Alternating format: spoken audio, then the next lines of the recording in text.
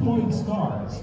Please welcome on stage, all the way from the United Kingdom, we have Doctorate from the Neurophysiology from the City University of London, UK, Doctorate in Clinical Psychology from the New School for Social Research in New York City, USA, award-winning international speaker and faculty member in several medical and anti-aging societies, and author of over 21 published research and scientific review articles.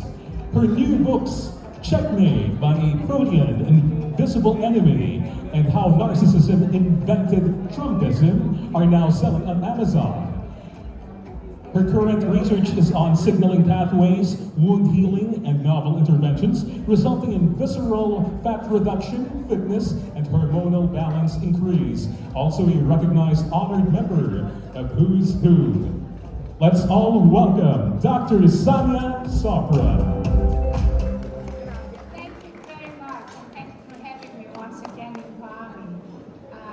Okay, so we're going to be talking about new methodologies for skin disorders, for acne and keloid scars. Now, the way you want to understand this is that the way our bodies communicate is very much like traffic. When there is a breakage on the street, there is a blockage everywhere, so the entire traffic is blocked out, and it's like rush hour in Manila. Another very important thing, we went through a very, very ugly pandemic, and we all need to appreciate the importance of being small. One little virus can cause such a huge, huge problem. It can kill people. And yet, you can have a traffic accident with a truck. It's huge, right? But it doesn't create the problem that a very tiny molecule can create. So this is why it's very important to understand communications between cells and how that happens.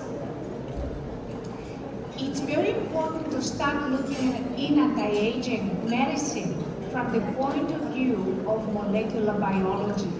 Why? Because in molecular biology, there is time reversal. Like for example, a free radical can gain an electron and become back a stable molecule.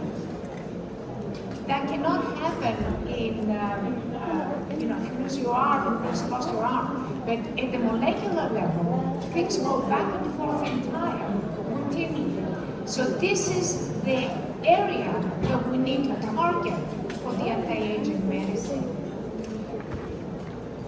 So the young and the old are governed by different rules.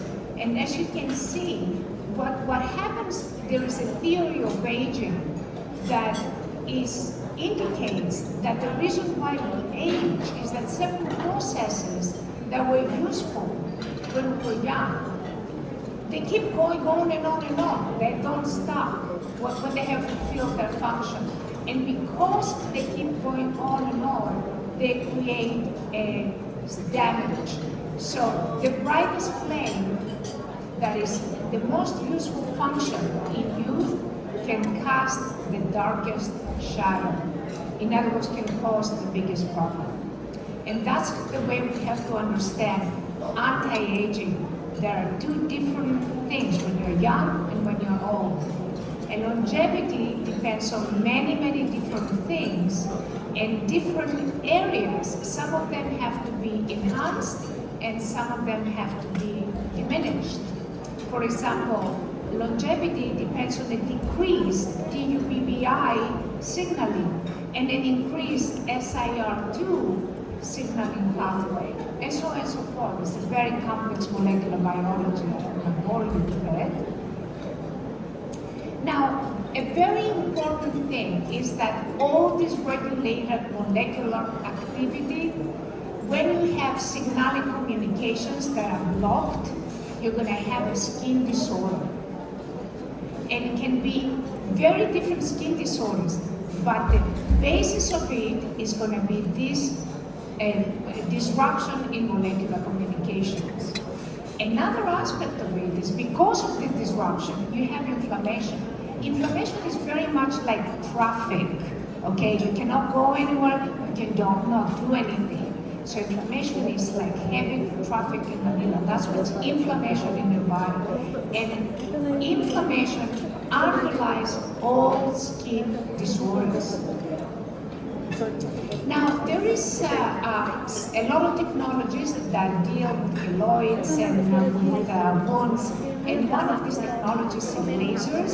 However, they overstate the results because they report 0.1 probability level, but when you look at the results, the keloids come back. So there is not very much improvement, and like only 22 out of the sample got some results, and then the keloids reappeared afterwards. There are other technologies that are based on endogenous ionic currents. We have in our bodies, every time there is a wound, there are electrical fields within our bodies. It's part of our defense mechanism. And some technologies that use ionic currents have reported very significant results in terms of wound healing and keloids. There is other research. You see, this is the research on ionic currents. It's not our research. This is different research on how they increase ATP. That's the energy currency for the cells. And now there is other technology yet that is use ultra low microcurrents to manage diabetic mellitus and hypertension and chronic wounds. And again, they have had very good results that are shown in histology reports. And the basic premise is that they act, that these very ultra low microcurrents, they act as a mega antioxidant. So basically, they heal through reducing the inflammation and reducing the oxidative damage.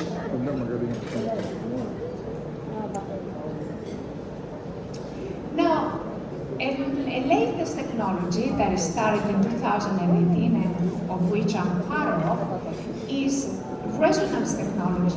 What you see here with these two proteins,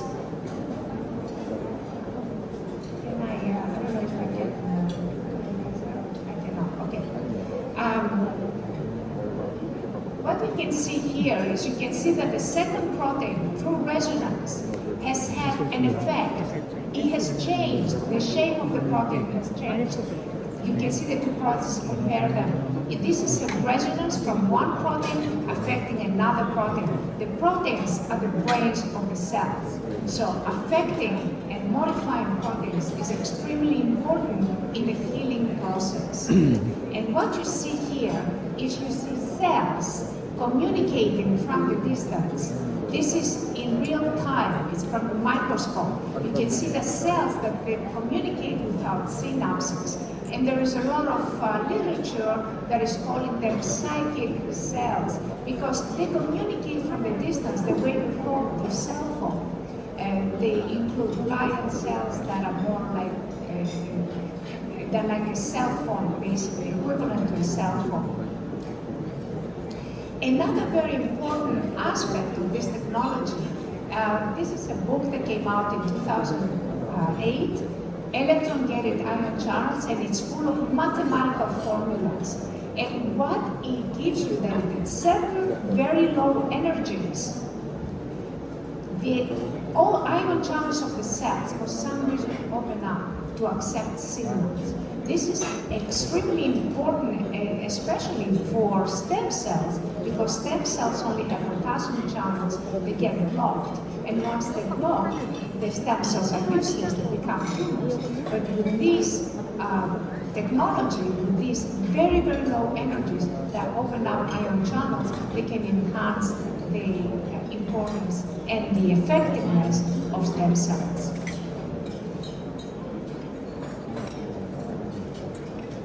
This is a fluorescent resonance energy transfer, and there is a microscope. It's called Jablonski diagram that basically depicts this microscopic process of resonance transfer, and it's very expensive. And this is how you basically can make the signals. This is a protein, how the amino acids are folding to create a protein. The protein must be folded in order to have a function. When you unfold it, which is what happens with radio frequency, you basically denature proteins, then the function is no longer there. And this is the signals and how the signals are composed. And another very important thing is how you reestablish the circadian rhythms, because the same signal emitted at different times can enhance or suppress cancer. This is the Nobel Prize of the two doctors that looked at the breaks of the T cells, and when they took the breaks of these T cells off, then the T cells could attack cancer and be very effective in the treatment of cancer. That's the Nobel Prize. Psoriasis, that the first speaker spoke about, has had amazing results because psoriasis is a problem with the timing of the system. And this is some basically studies that are done with this particular technology. This is another study, clinical study from Singapore. This is now we're going into the diabetic wounds. Diabetic wounds do not heal. This wound did heal, and there was no reoccurrence. This is very important because diabetic wounds can lead to amputation.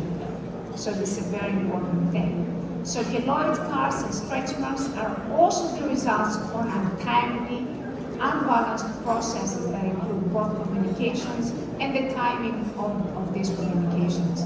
And this is a scar before and after 10 treatments. This is from Dr. Lampe.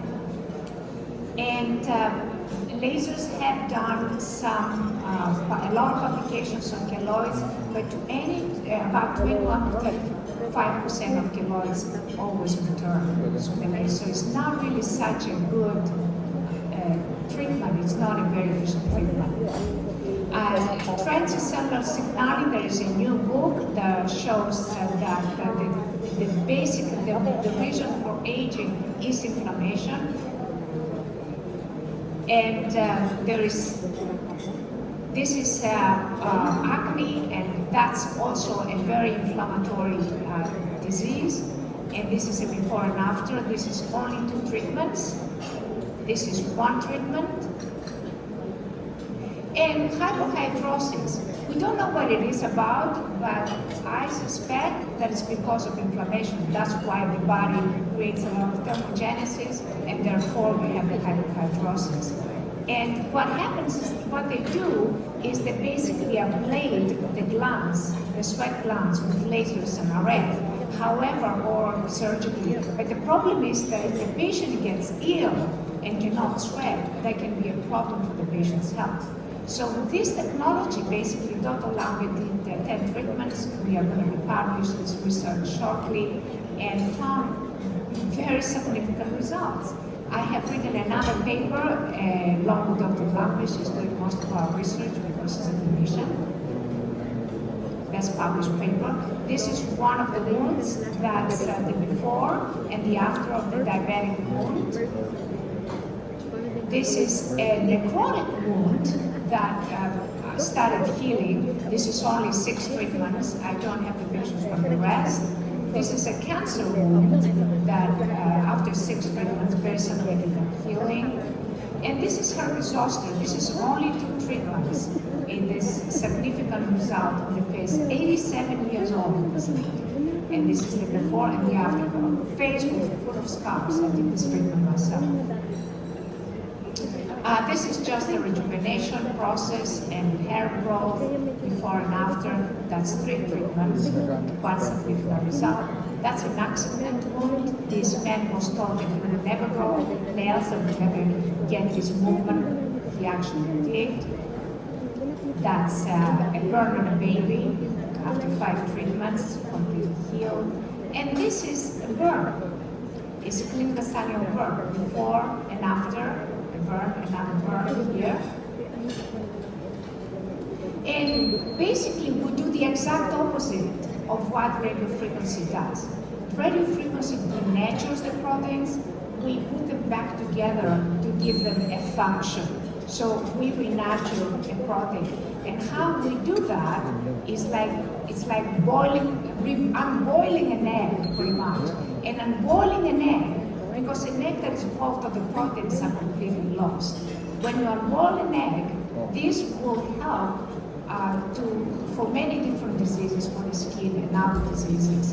And basically, you can see the difference between a denatured protein and a protein that has been folded again, and it can be folded through this resonance science that has been created. And there is actually a coefficient that you can measure whether the protein is functional or non-functional. If your result of the SDC is negative, that means your protein is non-functional. Remember, proteins are the brains of the cell. So without proteins, our cells are comatose, like a person without a brain. And if you have a positive score, then your protein is going to be folded. And there is a lot of press releases now on protein folding and how this can also help even cancer treatments. And with this, I would like to conclude my lecture. And thank you very much. Thank you, Dr. Gisela and Dr. Mantis and my dear friend, that is the best dresser in the Philippines. Thank you very much. Scars can be damaging, not only to one's aesthetics, but it can also leave painful memories or damage to one's self-esteem. Once again, we'd like to thank Dr. Sonia for these different ways to heal. Thank you, darling. You are the best scars. dresser for sure.